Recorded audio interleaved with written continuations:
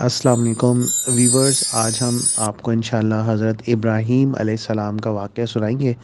حضرت ابراہیم علیہ السلام کا جو واقعہ ہے وہ اصل میں تھوڑا سا طویل ہے، انشاءاللہ ہو سکتا ہے کہ دوسری ویڈیو تک جائے۔ اور اس میں جو ہے سب سے پہلے ہم یوں بتائیں گے کہ حضرت ابراہیم علیہ السلام جو ہے وہ آ، ان کے بعد جو بھی نبی آئے وہ حضرت ابراہیم علیہ السلام کی اولاد میں سے ہیں، یعنی ابو الانبیاء کہلاتے ہیں ابراہیم علیہ السلام۔ اور اسی طرح جو آپ علیہ السلام پیدا ہوئے عراق میں، اور وہاں بابل نامی شہر میں پیدا ہوئے، تو حضرت ابراہیم علیہ السلام نے جس گھر میں آنکھ کھولی تو ان کے والد جو تھے وہ آزر، وہ بت فروش تھے، یعنی جو بت جو بناتے ہیں وہ تھے۔ لیکن آپ دیکھیں کہ کس طرح حضرت ابراہیم علیہ السلام کو جو ہے وہ اللہ تعالیٰ نے نبی پیدا کیا ہے۔ اور میں جیسے پہلے بھی بتا چکا ہوں کہ نبی جو ہوتے ہیں وہ پیدائشی ہوتے ہیں، اور ان کی جو نبوت کا ظہور ہوتا ہے وہ کچھ عرصے بعد جو ہے وہ اللہ تعالیٰ جب بہتر سمجھتے ہیں اس ٹائم جو ہے وہ ان کی نبوت کا ظہور ہوتا ہے۔ اور نبیوں کو اللہ تعالیٰ جو ہے وہ سفر کراتے ہیں حقائق کا، اور ان کے ذریعے سے جو ہے وہ لوگوں کو بھی حقائق کا سفر کراتے ہیں۔ تو یوں حضرت ابراہیم علیہ السلام کے جس معاشرے میں آنکھ کھلی تو وہ معاشرہ جو ہے وہ بت پرست تھا، بت فروش تھا، اور جو وہاں کا بادشاہ ہے جو اس کا لقب ہوتا تھا وہ نمرود ہوتا تھا۔ تو حضرت ابراہیم علیہ السلام جیسے جیسے بڑے ہوئے تو ان کو شعور آیا، حضرت ابراہیم علیہ السلام نے جو ہے وہ یہ دیکھا کہ یہ جو بت کے آگے مانگتے ہیں تو وہ بت تو خود کچھ نہیں کر سکتے۔ اسی طرح ہماری کوشش یہی رہی ہے، جس طرح ہم پہلے سے بھی واقعات سناتے رہیں، تو ہماری کوشش یہی رہی ہے کہ ہم قرآنک ورژن سنائیں، یعنی بہت ساری جو چیزیں آتی ہیں روایات سے، تو کچھ اس میں اوتھینٹسٹی کا معاملہ ہو جاتا ہے، تو ہم کوشش کرتے ہیں کہ اس کو جو ہے وہ اوتھینٹک کریں، اور قرآنک ورژن جہاں جہاں حضرت ابراہیم علیہ السلام کے جو واقعات آئے ہیں ان کی طرف سے جو ہے، یعنی قرآن کی حوالے سے جو ہے وہ ہم آپ کو بتاتے چلیں۔ تو جیسے ہی حضرت ابراہیم علیہ السلام بڑے ہوئے تو حضرت ابراہیم علیہ السلام نے پہچانا کہ یہ تو میرا رب نہیں ہو سکتا، یہ جو بت ہے یہ تو بت تو خود کچھ نہیں کر سکتا۔ تو حضرت ابراہیم علیہ السلام نے جو ہے وہ حقیقت کا سفر کیا اور غور و فکر کا سفر کیا، اور یوں حضرت ابراہیم علیہ السلام جو ہے وہ ستاروں کو دیکھا تو ان کو بولا یہ ہے میرا رب، لیکن وہ بہت چھوٹے تھے، غائب ہو گئے۔ تو حضرت ابراہیم علیہ السلام نے کہا نہیں، جو غائب ہو جاتا ہے وہ میرا رب نہیں ہو سکتا۔ اسی طرح جو ہے وہ پھر کہا یہ چاند ہے، یہ چاند میرا رب ہو سکتا ہے۔ تو رات کو جب چاند ختم ہو گیا صبح کے وقت، تو حضرت ابراہیم علیہ السلام نے بولا جو غائب ہو جائے، جو دھندلا جائے وہ میرا رب نہیں ہو سکتا۔ جیسے ہی سورج نکلا تو حضرت ابراہیم علیہ السلام نے کہا یہ بڑا ہے، یہ میرا رب ہوگا۔ تو رات کے وقت سورج غروب ہو گیا، مغرب کے وقت، تو حضرت ابراہیم علیہ السلام نے کہا کہ میرا رب جو ہے وہ غروب نہیں ہو سکتا۔ پھر اللہ سبحانہ و تعالیٰ کو جو ہے وہ پہچانا ہے، اور وہ پہچانا ہے کہ اللہ سبحانہ و تعالیٰ وہ میرا رب ہو سکتا ہے جو پوری کائنات کا مالک ہے۔ تو یوں یہ جو حقائق کی روشنی میں حضرت ابراہیم علیہ السلام نے اللہ سبحانہ و تعالیٰ کو پہچانا ہے، پھر اس کا جو ہے وہ مختلف طریقے سے جو ہے وہ دوسروں کو بھی اس کی تلقین کی، جو بھی ان کو ملتا اپنے معاشرے میں اس کو ان کی تلقین کرتے اللہ سبحانہ و تعالیٰ کی کہ اللہ یکتا ہے، اللہ ایک ہے، اس کو پکارو، اسی سے مانگو، وہی دیتا ہے۔ لیکن جو ہے وہ قوم ٹس سے مس نہ ہوئی، لیکن حضرت ابراہیم علیہ السلام جو نبی ہوتے ہیں وہ سب سے پہلے کوشش کرتے ہیں کہ بادشاہوں کو دعوت دیں۔ تو اسی طرح نمرود سے بھی مکالمہ ہوا ہے، اور اسی طرح جب مکالمہ ہوا نمرود سے تو حضرت ابراہیم علیہ السلام نے کہا کہ میرا رب تو وہ ہے جو لوگوں کو زندہ کرتا ہے اور مارتا ہے۔ تو نمرود نے بھی دو شخص کو بلایا اپنے دربار میں، اور ایک کو سزائے موت ہو چکی تھی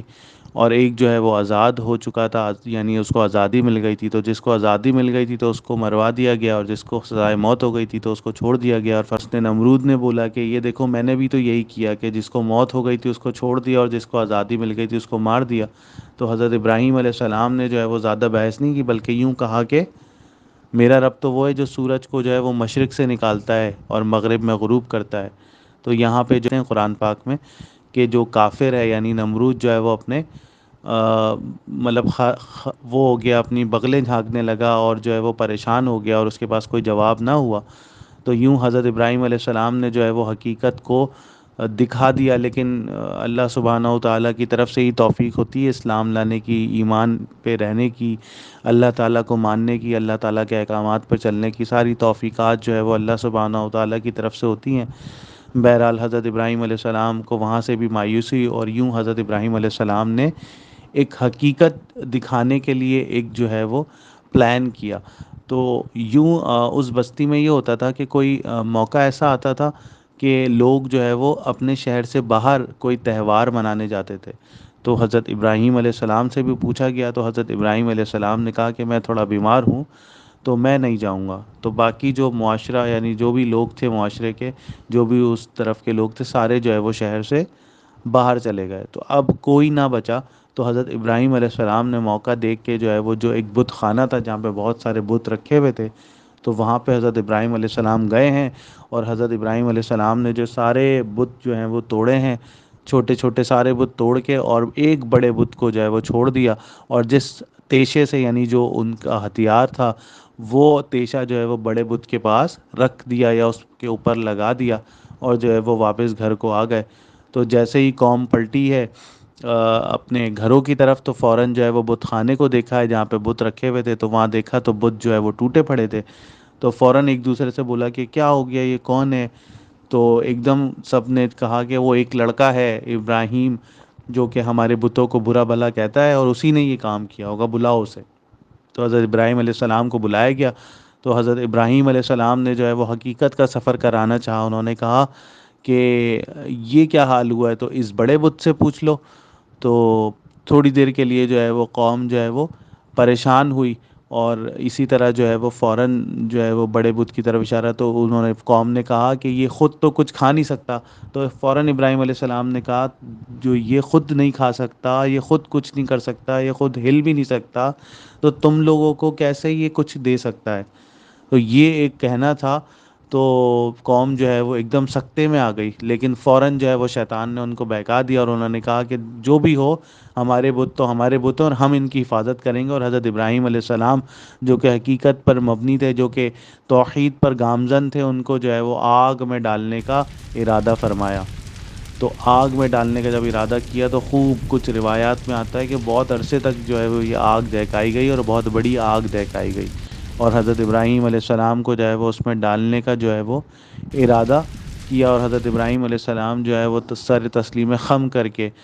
اور جو ہے وہ آگ میں ڈلنے کے لیے تیار ہیں، لیکن اپنی بات سے مکرنے کے لیے تیار نہیں ہیں، یعنی اللہ سبحانہ و تعالیٰ کا انکار کرنے کے لیے تیار نہیں ہے، اپنے آپ کو آگ کے سپرد کرنے کے لیے تیار ہیں۔ اور حضرت ابراہیم علیہ السلام کو جو ہے وہ اس آگ میں ڈالا، لیکن فوراً اللہ سبحانہ و تعالیٰ نے جس آگ کو جلانے کا حکم دیا، اس کو حکم دے دیا یا نارو کونی بردن و سلام علی ابراہیم، کہ اے آگ ٹھنڈی ہو جا، یعنی صرف ٹھنڈی نہ ہو جا بلکہ سلامتی والی ہو جائے ابراہیم علیہ السلام کے لیے۔ تو کہتے ہیں نا، شاعر کہتے ہیں نا کہ ہو آج بھی گر ابراہیم سا ایما پیدا، آگ کر سکتی ہے انداز گلستہ پیدا۔ تو ابراہیم علیہ السلام کا جو ایمان لے کر آئے گا، اسی کے لیے پھر وہ آگ جو ہے وہ گلستان ہوگی، یا اس کے لیے سلامتی والی ہوگی۔ تو حضرت ابراہیم علیہ السلام کو جب آگ نے نہ جلایا، لوگوں نے دیکھا، اس مشاہدے کے باوجود جو ہے وہ لوگوں کو توفیق نہ ہوئی کہ اللہ سبحانہ و تعالیٰ کو ایک مانے، یکتا مانے، توحید پر گامزن ہو جائیں، لیکن جو ہے وہ حضرت ابراہیم علیہ السلام کا پیچھا لیکن انہوں نے چھوڑ دیا۔ پھر حضرت ابراہیم علیہ السلام کو بہت مایوسی ہوئی، گائے بگائے وہ اپنے والد کو بھی سمجھاتے رہتے تھے، لیکن والد نے جو ہے وہ ان کو گھر سے نکال دیا۔ جب گھر سے نکالا تو والد کے لیے جو ہے وہ کوئی برے الفاظ نہیں نکالے، بلکہ سلامتی بھیجی، اور فوراً جو ہے وہ گھر سے نکل گئے، اور کہا کہ اللہ سبحانہ و تعالیٰ سے میں دعا کروں گا کہ اللہ تعالیٰ آپ کو ایمان کی توفیق دے۔ اور روایات میں بھی آتا ہے، اب تھوڑی بہت روایات شامل کرنی پڑتی ہیں جو اسرائیلی روایات ہوتی ہیں، کہ حضرت ابراہیم علیہ السلام جو ہے وہ ان کے لیے دعا گو رہے، یہاں تک کہ ان کو پتہ چلا کہ ان کے والد جو ہے وہ کفر کی حالت میں موت آ گئی یا انتقال کر گئے، تو اس کے بعد جو ہے وہ ان کے لیے دعا نہیں کی۔ تو یوں حضرت ابراہیم علیہ السلام اور واحد ان کے بھتیجے حضرت لوط علیہ السلام، جو کہ بعد میں اللہ سبحانہ و تعالیٰ نے ان کو رسالت بخشی، وہ جو ہے وہ بستی چھوڑ کے جو ہے وہ آگے بڑھتے ہیں، اور آگے بڑھتے ہیں تو انشاءاللہ جو ہے وہ ہم اس کو دوسرے پارٹ میں کور کریں گے کہ کس طرح حضرت ابراہیم علیہ السلام نے جو ہے وہ توحید کے مراکز پوری دنیا میں جو ہے وہ قائم کیے جگہ جگہ، اور کیسے حضرت ابراہیم علیہ السلام کی جو ہے وہ شادیاں ہوئیں، اور حضرت ابراہیم علیہ السلام جو ہے وہ کیسے حضرت لوط علیہ السلام کو ان کی بستی میں بھیجا، وہاں دین پھیلانے کے لیے، دین اسلام پھیلانے کے لیے بھیجا ہے، اور اسی طرح جو ہے وہ حضرت ابراہیم علیہ السلام نے اور حضرت اسماعیل علیہ السلام نے کس طرح جو ہے وہ خانہ کعبہ کی تعمیر کی ہے۔ انشاءاللہ یہ ہم اگلے پارٹ میں ہم سنیں گے، سمجھیں گے۔ اور میری آپ سے گزارش یہ ہے کہ اگر آپ نے سبسکرائب نہیں کیا چینل تو سبسکرائب کر دیں، تاکہ یوں ہی ہم جو ہے وہ انبیاء کرام کے اور صحابہ کرام کے جو ہے وہ قصے اور واقعات جو کہ بہت اوتھینٹک ذرائع سے، ریسورسز سے معلوم ہوتے ہیں، وہ آپ لوگوں کو سناتے چلیں، تاکہ علم جو ہے وہ پتہ چلے، تاکہ اندازہ ہو کہ ہمارے جو علماء ہیں، ہمارے جو انبیاء کرام ہیں، ہمارے جو صحابہ کرام ہیں، کن کن مشکلات سے گزر کے انہوں نے جو ہے وہ اس دین کو پھیلایا، کن کن مشکلات سے گزر کے جو ہے وہ ہمارے لیے اس دین کو آسان کر دیا ہے۔ اللہ سبحانہ و تعالیٰ سے دعا ہے کہ اللہ سبحانہ و تعالیٰ جو ہے وہ ہمیں سمجھنے کی اور عمل کرنے کی توفیق عطا فرمائے۔ اقول قولی ھذا استغفر اللہ علی۔